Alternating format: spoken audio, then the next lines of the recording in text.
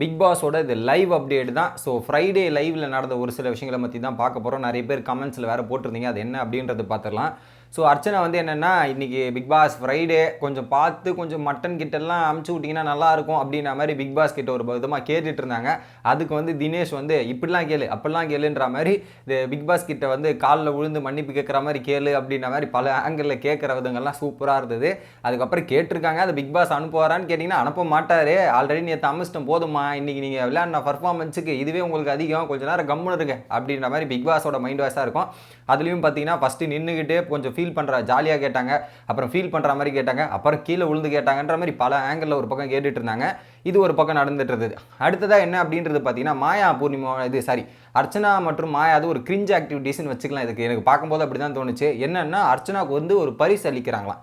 எதனாலன்னு பார்த்தீங்கன்னா, ஐஸ்வர்யா ராய் கெட்ட போட்டாங்களே, அதை பற்றி பேசுறதுக்கே எனக்கு விருப்பம் இல்லை. ஐஸ்வர்யா ராய் கெட்ட போட்டாங்களே மாயா, அப்போ வந்து அர்ச்சனா வந்து தீஸ்வரியா பயங்கரமாக பண்ணாங்களாம். ஸோ அவங்களுக்கு கொஞ்சம் நிறைய இடத்துல சப்போர்ட்டாக இருந்தாங்களாம். அதனால் வந்து நான் உங்கள் அப்பா அம்மாவுக்கு எப்படி கடலை மாவை கிஃப்ட் கொடுத்தனோ அதே மாதிரி உனக்கு செயினை கிஃப்ட் கொடுக்குறமா அப்படின்ற மாதிரி அர்ச்சனா கழுத்தில் செயினை போடுறாங்க. அர்ச்சனா வந்து தாலியை தொட்டு கும்பிடுவாங்களே, அந்த மாதிரி தொட்டு கும்பிட்டு கால் விழுற மாதிரி ஆக்ஷன் பண்ணுறது, இந்த மாதிரி இஷ்யூலாம் பார்க்கறதுக்கு எதுக்கு இதெல்லாம் தேவையா அப்படின்ற மாதிரி தான் எனக்கும் தோணுச்சு. இந்த ஒரு விஷயத்த பண்ணிட்டு இருந்தாங்க.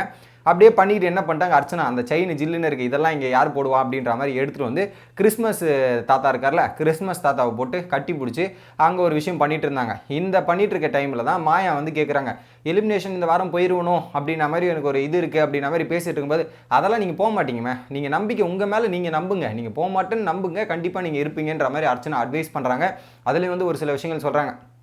ஏங்க, என்னையே இங்கே வீட்டுக்குள்ளே வந்து ஒரு சில இடத்துல நீங்கள் இன்ஸ்பயர் பண்ணியிருக்கீங்க, பயங்கரமாக இன்ஸ்பயர் பண்ணியிருக்கீங்க, அந்த மாதிரி மக்களையும் நீங்கள் இன்ஸ்பயர் பண்ணியிருப்பீங்க, ஒரு சில இடத்துல மக்கள் உங்களுக்கு பிடிச்சிருக்கும் அப்படின்ற மாதிரி சொல்கிறாங்க. எந்த இடத்துல வந்து இன்ஸ்பயர் ஆனீங்க அப்படின்றது பார்த்தீங்கன்னா, குறிப்பாக இந்த வாரத்தில் தான் அர்ச்சனா வந்து மாயா 2 இடத்துல இன்ஸ்பயர் ஆகிட்டாங்க. ஒன்று அந்த கல் தூக்குன இடத்துல, என்னப்பா மாயா இப்படி பண்ணுறாங்கன்ற மாதிரி நமக்கே ஒரு ஷாக்கிங்காக இருந்தது, வேறு லெவலில் இருக்காங்க அப்படின்ற மாதிரி. ஸோ அந்த ஒரு விஷயத்துலையும். ரெண்டாவது பார்த்தீங்கன்னா, நேற்று நைட்டு டாஸ்கில் வந்து பார்த்தீங்கன்னா ஒரே கையில் ரொம்ப நேரம் நிற்பாங்கல்ல, எந்த ஒரு பேலன்ஸ் இல்லாமல், அதை பார்த்தோன்னே இன்ஸ்பயர் ஆகிட்டாங்க அப்படின்ற மாதிரி அர்ச்சனா சொல்லிட்டு இருந்தாங்க. நான் வந்து இதுக்கப்புறம் நான் வீட்டை விட்டு வெளியே போனா கூட நான் வந்து ஃபிசிக்கலாக போய் ஜிம்மு போய் ஒர்க் அவுட் பண்ணுங்க, உங்களை மாதிரி ஸ்ட்ராங் ஆகணுங்க, நீங்கள் பயங்கர ஸ்ட்ராங்காக இருக்கீங்க, ஸ்ட்ரென்த்தாக இருக்கீங்க, அதுக்கப்புறம் நான் போயிட்டு உங்களுக்கு சொல்கிறேன் பாருங்கள், நான் இந்த மாதிரி ஸ்ட்ராங் ஆகிட்டு நான் உங்களுக்கு மெசேஜ் பண்ணுறேன், இல்லை உங்களை டேக் பண்ணி போடுறேன் பாருங்க அப்படின்ற மாதிரி காலையிலேயே சொல்லியிருந்தாங்க. அதை பேஸ் பண்ணி தான் நான் இன்ஸ்பயர் பண்ணியிருக்கீங்க அப்படின்றத சொல்கிறாங்க. ஸோ அவங்க ஃபிசிக்கல் வைஸ் கொஞ்சம் ஸ்ட்ராங்காக இருக்காங்க அப்படின்றது அர்ச்சனாவோட கணிப்பு, அதை பேஸ் பண்ணி சொல்லியிருந்தாங்க. அடுத்ததாக என்ன சொல்கிறாங்கன்னு பார்த்தீங்கன்னா, எங்கள் அப்பா பாருங்கள், எங்கள் அப்பா கூட ஒரு நல்ல ஃபேனு தான், உங்களுக்கு உள்ளே வந்தவொடனே மாயாவோட ஃபேனுன்னு சொல்லார். அதே மாதிரி என் ஃப்ரெண்டோட இதெல்லாம் கூட மாயா பொண்ணு பிடிக்கும் அப்படின்ற மாதிரி நிறைய இது சொல்லி நான் கேட்டிருக்கேன். ஸோ இந்த வீட்டில் வந்து மாயா ஏதோ பண்ணுதுப்பா, ஏதோ ஒன்று இன்ட்ரெஸ்டிங்காக போகுதுப்பா, மாயா இல்லைன்னா போர் அடிக்குதுப்பா அப்படின்ற மாதிரி சொல்கிறதுக்கான வாய்ப்பு இருக்குங்க. மாயா எதனா சண்டை போடுவா, இந்த மாதிரி பண்ணிட்டு இருப்பா, இந்த மாதிரி பல பேர் நீங்கள் கவர்ந்துருப்பீங்க, பல பேர் இது பண்ணியிருப்பீங்க, ஸோ நீங்கள் ஃபீல் பண்ணாதீங்க, போக மாட்டீங்க அப்படின்ற மாதிரி ஒரு பக்கம் அர்ச்சனா பல விஷயங்கள் பேசுகிறாங்க.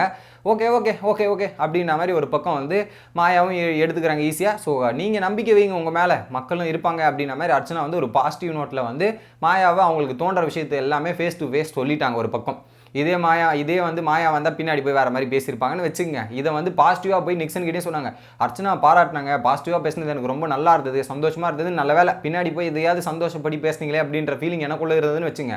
அடுத்ததாக என்ன சொல்கிறாங்க, லா ஆஃப் அட்ராக்ஷன். ஸோ நம்மளை நம்பணும், நம்ம ஒரு எண்ணத்தை அதில் ஃபோக்கஸ் பண்ணி கரெக்டாக ட்ராவல் பண்ணோன்னா அது நடக்கும் அப்படின்ற மாதிரி அர்ச்சனா ஒரு சில எக்ஸ்ப்ளனேஷன் கொடுத்துட்டு இருந்தாங்க.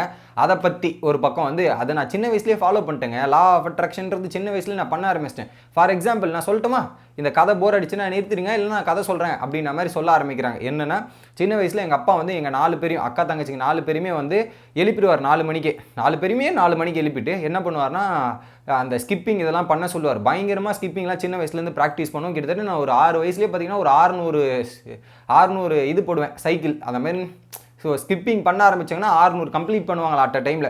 ஸோ அந்த அளவுக்கு நான் ஃபாஸ்ட்டாக பண்ணுவேன். இதெல்லாம் பண்ணிட்டு இருக்கும்போது எங்கள் அப்பா என்ன தெரியுமா சொல்லுவார், நீ என்னவா ஆக போகிற, இமேஜின் பண்ணு, அதை இமேஜின் பண்ணி அதில் ட்ராவல் பண்ணு, இதெல்லாம் பண்ணு அப்படின்ற மாதிரி அதை பண்ணிக்கிட்டே அதெல்லாம் இமேஜின் பண்ணி அந்த விஷுவலாக நம்ம அதை ட்ரீம் பண்ணணும், இதெல்லாம் பண்ணணும், அப்போ தான் அது நடக்கும்னு எங்கள் அப்பா வந்து நல்லா ப்ராக்டிஸ் பண்ணியிருக்காரு, இதெல்லாம் பண்ணியிருக்காரு.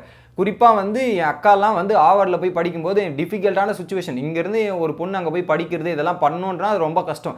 எங்கள் அக்கா படித்தாங்க, அதுக்கப்புறம் நான் வந்து என்னோட லைஃப் ஸ்டைல் இங்கெல்லாம் வந்து நான் இருக்கிறதே கொஞ்சம் மாறி இருந்தது. இந்த மாதிரி பல விஷயங்கள்லாம் இருந்தது. இந்த மாதிரி விஷயங்கள்லாம் தாண்டி வரும்போது அந்த அட்ராக்ஷன்லாம் கரெக்டாக நடந்தது. இப்போ நான் அட்ராக்ஷன் தாண்டி அடுத்த ஸ்டேட்டுக்கு போயிருக்கேன். அடுத்த ஸ்டேட்டுக்கு ஏதோ ஒரு மீனிங் சொன்னாங்க. அடுத்த ஸ்டேட்லாம் தாண்டி போயிட்டுருக்கேன். இதெல்லாம் எனக்கு ஒரு சிம்பிள் மேட்ரு அப்படின்ற மாதிரி ஒரு பக்கம் மாயா வந்து ஒரு எக்ஸ்பிளனேஷன் வந்து அர்ச்சனா கிட்ட கொடுத்துட்டு இருக்காங்க. அர்ச்சனாவும் தலையாடிட்டு ஒரு பக்கம் இருந்துகிட்டு இருக்காங்க.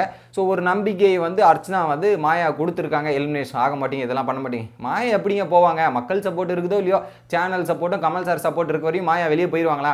போகவே மாட்டாங்க. எனக்கு தெரிஞ்சு மக்கள் சப்போர்ட் படி பார்த்தீங்கன்னா மாயாக்கு அந்த அளவுக்கு சப்போர்ட் நான் பார்த்தது இல்லைங்க எந்த இடத்துலையுமே. ஏன்னா ஓட்டிங் போலில் வந்து அந்த அளவுக்கு மாயா லீட் பண்ணியே நான் பார்க்கல. மாயா கம்மியாக இருந்ததை நான் பார்த்துருக்கேனே தவிர லீட் பண்ணி பார்க்கும்போது எனக்கு ஒரு ஷாக்கிங்காக தான் இருக்குது. உங்களோட கருத்து என்ன அப்படின்றத கமெண்ட் பண்ணுங்கள். வீடியோ பிடிச்சிருந்தாலே